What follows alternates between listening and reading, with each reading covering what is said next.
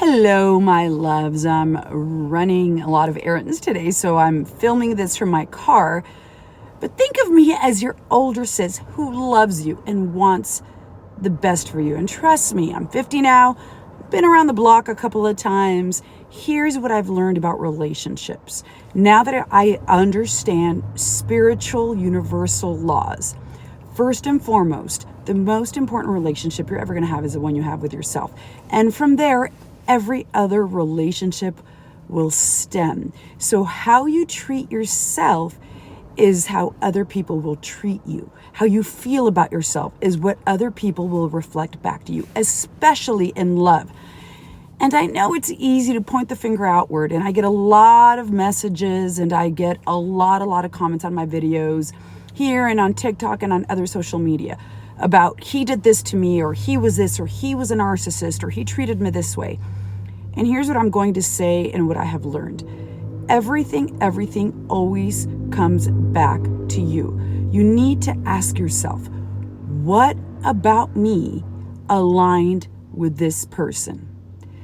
What is it about myself that I believe that I accepted this kind of treatment? What limiting beliefs do I have about myself that I think it's okay to be treated this way?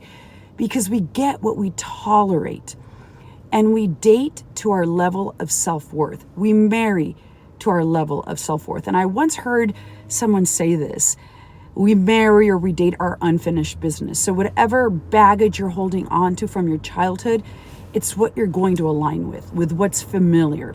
So the minute you get that awareness and understanding that you aligned with this person because it was familiar, you're able to process those emotions, feel those feelings, and release them.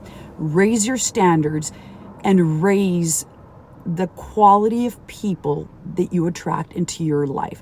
You will accept better because you will expect better, first and foremost from you, but from everyone else around you. Everything is self-concept. And once I understood that from the law of assumption, that everything stems from how I feel about myself. People are just reflecting back to you how you feel about yourself.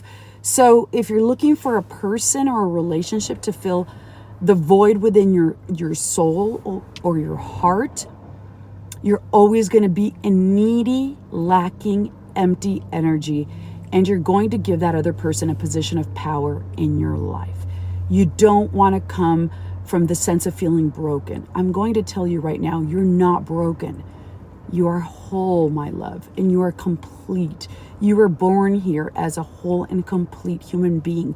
You just need to remind yourself of that and shed and shed and release those limiting beliefs that you have about yourself, the labels and the patterns and the subconscious programming that you've been holding on to that have kept you in a cycle of the current reality of your life. So focus on your self-concept. Whatever you're giving someone, thinking or wanting someone else to give you, first give it to yourself. Love yourself. Approve of yourself. Validate yourself. Know your worth. Know you are deserving, and live from that place. I want you to ask yourself, who would you be if you were living in the life of the most ideal version of you? Who would you be?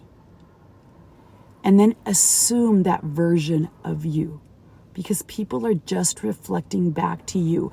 And we can talk about getting an ex back or attracting a partner back, but the more you put your energy and your attention into the partner and that ex that left, you're still giving them a position of power and superiority in your life. Take them off the pedestal. Put yourself on the pedestal.